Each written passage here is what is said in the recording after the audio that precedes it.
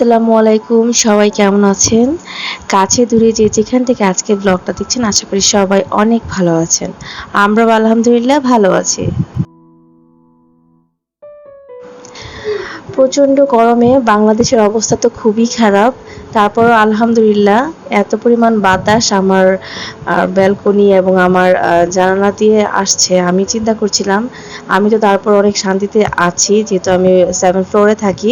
এরকমও অনেক মানুষ থাকে যারা নিচে বাসা কোনো বাতাস আসা যাওয়া করে না, বেলকনিও নাই। তাদের অবস্থা চিন্তা করছিলাম। আসলে সত্যি খুব খারাপ লাগে যখন চিন্তা করি যে আমি মোটামুটি বাইরের যে একটা বাতাস সেটা পাচ্ছি, বাসায় এসি আছে সেই বাতাসটাও পাচ্ছি। সবকিছু মিলিয়ে আলহামদুলিল্লাহ। তো যাদের যাদের বাসার নিচতলায় এবং তেমন একটা বাতাস তারা ওইভাবে নিতে পারে না, তাদের অবস্থাটা চিন্তা করে অনেক বেশি খারাপ লাগছিল।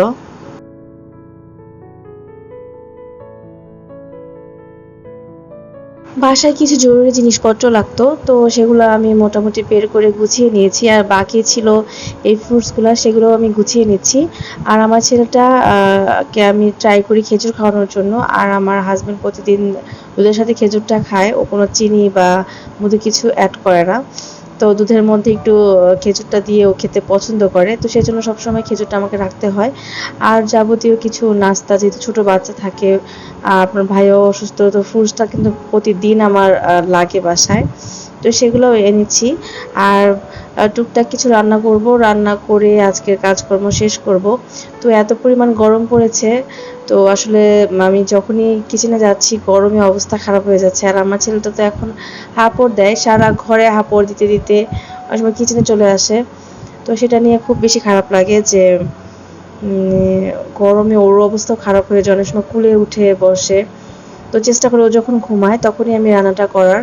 আর তখনই দেখা যায় যদি 1 ঘন্টাও ঘুমায় থাকে আমার 1 ঘন্টা রান্না কমপ্লিট হয়ে যায়।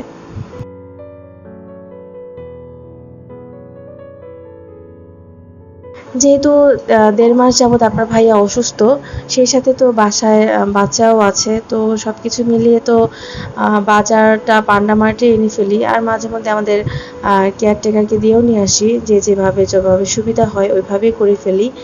আর এই যে নিমকিটা দেখছেন, এটা কিন্তু আমার অনেক পছন্দ, চায়ের সাথে খুব ভালো লাগে।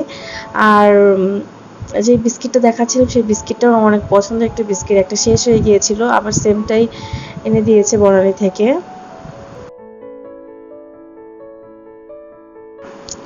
আর এই যে আমার ওভেন সেলফটা কিন্তু আমি রমজান মাসের ১ দিন আগে, শুরু হওয়ার ১ দিন আগে গুছিয়েছিলাম, মানে অ্যাক্সিডেন্টের আগ দিয়েই গুছানো হয়েছিল। তারপর আর আমি আর গুছাইনি। যতটুকু আছে মাশাআল্লাহ এবার আর তেমনভাবে নষ্ট হয়নি, তো ওইটা আমি গুছিয়ে নিলাম। আর এই তো ড্রয়িং রুমের অবস্থা খুব বেহাল ছিল, একটু পরে আমার মেয়ের টিচার আসবে, তো একটু গুছিয়ে নিচ্ছি। আসলে বাচ্চা ঘরে থাকলে আপনি ১ বার ২ বার গুছান, এটা তো হবেই না, বারবারই গুছাতে হয় যেহেতু ২ জন বাচ্চা। আর বেসামাল হয়ে যাই মাঝে মধ্যে, আপনার ভাইয়েরকে টেক কেয়ার করে, বাচ্চাদের টেক কেয়ার করে, বাসার রান্না করে সবকিছু এলোমেলো থাকলে গুছাতে সময়ও পাই না। আর এই যে কর্নারটা দেখছেন, এখানে বসে আমার ছেলে কিন্তু বল খেলে, ওইখানে বসে টিভি রিমোট ধরবে, তো বল নিয়ে খেলবে, যার কারণে এই বলটা এই পাশেই থাকে। আর যখন ওকে নিয়ে কুলে নিয়ে এখানে বসি তখন দেখা যায় ফ্লাওয়ার্স ভাসগুলো ধরতে চায় ও। তো এই জন্য আমি এটা এই কোনায় রেখে দিয়েছি। আর এই যে এই কাঠের এই যে দেখছেন ছোট্ট যেই পাত্রটা, এটার মধ্যে আমার মেয়ে সবসময় দেখা যায় পেন্সিল শার্প করে ফেলে রাখে, তো বলেছি এখানেই রেখে দিতে। আর গাড়িটাও এখানে রেখে দিয়েছি যেন ও খেলতে পারে। আর এই যে টুলটা রেখেছি এখানে, যেন কেউ বাসায় এসে সোফায় বা টুলটার মধ্যে বসে, অনেক সময় জুতা পরতে হয়, ছেলেদের কষ্ট হয়ে যায়।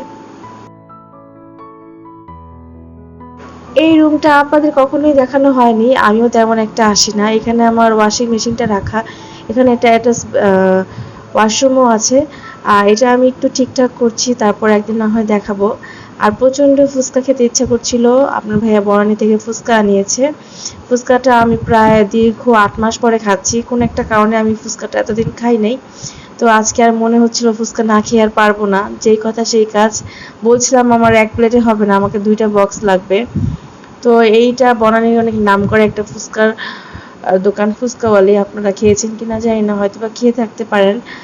অনেক টেস্টি, অনেক ইয়ামি এবং স্বাস্থ্যসম্মত অবশ্যই। আর ফুচকা তো এখন আমি একা খাই না, আপনার মেয়েও এখন খাওয়া শিখেছে আলহামদুলিল্লাহ। আমি যখনই ফুচকা খাই তখন ওর তো ফুচকা লাগবেই। তো আমাদের ফুচকা খাওয়ার পালা কিন্তু শেষ হয়ে গিয়েছে, আমরা এখন চা খাবো, কফি খাবো, যে যেটাই খাক না কেন। তো আমি এসেছি একটু কফি খাবো, তো আমি আপনার ভাইকে জিজ্ঞেস করলাম, ও বলেছে প্রচুর গরম লাগছে, আমাকে ঠান্ডা 7 আপ এনে দাও। তো ওকে ঠান্ডা 7 আপ দিয়েছি, আর আমার মেয়ে খাবে জুস। তো যে যেটাই খাক না কেন আমি রেডি করে দিচ্ছি। আর সন্ধ্যার দিকে একদম বাতাস ছিল না, বাতাসটা হঠাৎ করে অফ হয়ে গিয়েছে। তো কাজকর্ম তো আমাদের রাতের কাজ মোটামুটি শেষ হয়ে গিয়েছে, কফি খেলেই আমরা কিছুক্ষণ নিজেদের মধ্যে গল্প করব, খাবো, তারপর রাতের ডিনারটা সেরে নেব।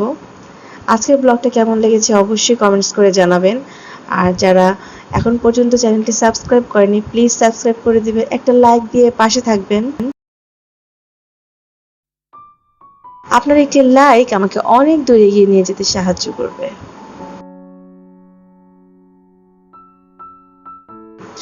রান্না করার পরেও আমি একবার আমার গ্যাসের চুলাটা ক্লিন করে নিই, এবং যদি আমি চা বা কফি যেটাই বানাই আমি কিন্তু বারবার ট্রাই করি আমার কিচেনটা একটু পরিষ্কার করে রাখার জন্য। আমাকে অনেকেই বাসায় এসে জিজ্ঞেস করে যে আপনার চুলা কি ময়লা হয় না, রান্না কি করেন না? আসলে এটা অভ্যাসে পরিণত হয়ে গিয়েছে। আমি কি বলবো, যখনই রান্না শেষ আমার যত কাজই থাকুক না কেন আমি ট্রাই করি অ্যাটলিস্ট আমার চুলাটা পরিষ্কার করে রাখার জন্য। কারণ দেখা যায় কিচেনে এসে যদি সব কিছু এলোমেলো থাকে, মেসি হয়ে থাকলে কিন্তু খুবই বাজে দেখা যায়। তো ট্রাই করি যে আমার ডাইনিং টেবিলটা এবং আমার কিচেনটা একটু ক্লিন করে রাখার জন্য, যদিও আমি খুব কম পারি। বাচ্চা নিয়ে তো করাই যায় না, আমার ছেলেটি দিন খুব বেশি দুষ্টুমি করছে, বারবার কোলে এসে পড়ে, আর এত পরিমাণ গরম পড়েছে ওরও হয়তো ভালো লাগে না, যার কারণে যখন সময় পাই ও যখন ভিতরে থাকে আপনার ভাইয়াদের কাছে থাকে তখনই আমি আসলে ট্রাই করি একটু ক্লিন রাখার। আজকে এই পর্যন্তই, আল্লাহ হাফেজ, আসসালামু আলাইকুম।